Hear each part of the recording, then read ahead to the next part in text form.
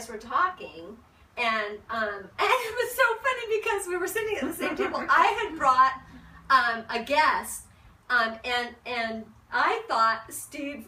I didn't know this was his daughter. I thought, oh, he has a girlfriend. Darn it! And I didn't even think. Yeah. Watch out for him. I said, oh, because it didn't even occur to me. I mean, I wasn't thinking in the same way he was until I thought, oh, and she's young, she's pretty. I said, oh no. And so but anyway, they were talking and about going to this God and country, and then I found out it was his daughter. And then he said, oh, are you going? And I said, well, I don't know, but I'll take the time off work. But then our pastor had moved to Eastern Washington, and so we were only having service we set up home churches, so we were only meeting once a month. So at that time, that's when it had second month of just once a month Connect night. And so he said, okay, so I said, okay, I take the time off. And I was, immediately when I got home that night, I started searching for places that we could stay together, knowing that you're the daughter. And I thought, okay, we could get a cabin maybe, and then that would be cool. And so I started searching online, and I found a couple places, but then I tried to call Chris, the elder of the church, but he had lost all of his contacts. So I couldn't even contact. I said, do you have Steve's number? So we had to wait a whole month before we could talk again. So then the next month was May, which was my birthday. How did you lose Steve's number? The only guy that I knew that had her dad's number was the guy that also sat at our table. His name was Chris. He was the elder of our home church. Oh, so he lost all of his contacts? He lost all of his contacts. No way he didn't even know who I was. Who is? I said, hey, do you know Steve's number? And he said, who is this? Because he lost everybody's. And so, yeah. So you wouldn't give up, though. But then I had to wait a month. So then I saw him the next, and then so I brought another guest to church, and I just decided during the first break to go over to his table and say, oh, are you going? He said, yes, I am. Do you want to drive together? I said, well, is your daughter going? And he said, no, but hey, there's this couple gals that are going to stay in this cabin, and they want to know if you want to join, and I'll stay in a tent. So and we can drive 6 hours. I thought, oh, good way to get to know a guy.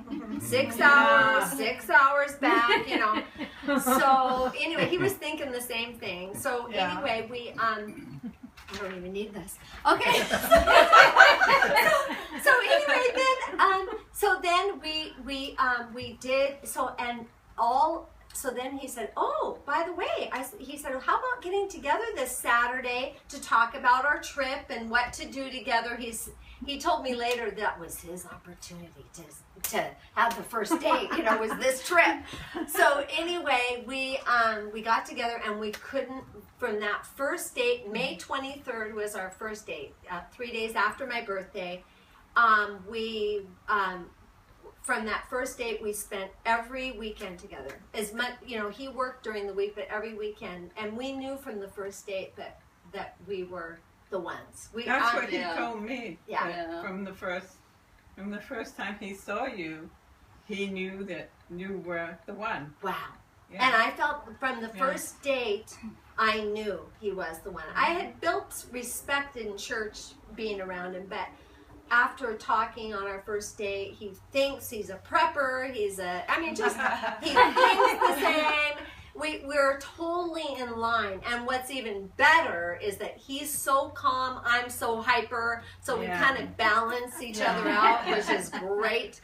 So anyway, and all this time, and then he would tell me things. We would text each other during the week, and like he would text me things like, and I was living with this elderly woman. She was in her 80s in Arlington, and so she would only allow me to watch Hallmark love stories because she was elderly. That was it. That was, she couldn't handle. And I love the news, but I couldn't watch the news, couldn't watch anything. Only Hallmark love stories. So then she got a real life Hallmark love story on her hand, and so she said, "Okay, what's happening today?" And so I would read her these texts, and just one, and then this one was when I looked back because I saved every text, you know, from him. And one text, he said, I just remember. He said, "I cried on the way to work today, thanking God for bringing you into my life." I mean, what a romantic. And so I started crying with Lucille, and she started crying. She said, "Oh, he's the man. He's the man," you know. And I said, "I know, he is." And so, and that was before. She's crying. Yeah, that was so cute. So anyway, then we went on the God and Country. It's okay. You know, I think it was in July. Yeah, July, and July 4th weekend, and then. I knew he was going to ask because the day before we left, he says, I'm going to have to talk with your dad. And I said, "Really? Is that what you do? Or do you ask me first? I don't know." And we couldn't figure out what to do first. So anyway, but on the way home, we were at a cafe on the way home the next day. And he said, "I don't have a ring, but will you marry me?" You know, so I know I don't have a ring, but will you marry me? And I said, cute. "Well, I don't know. I have to think about it." And then I said, Did you really I said, say "Yeah." I said, "I think I have to think about it." Yes, I said yes. Well, of course it was a joke because we already knew. But you know, we stand on this verse. We stand on this verse in the Bible. It's from Ephesians 3:20 and 21, and it's to him who is able to do exceedingly abundantly above all we ask or think. To him be the glory.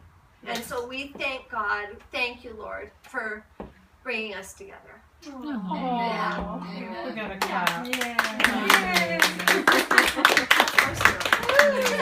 That's awesome. Yeah. That's the full meal deal. That's a full meal deal. So I thought we would go around and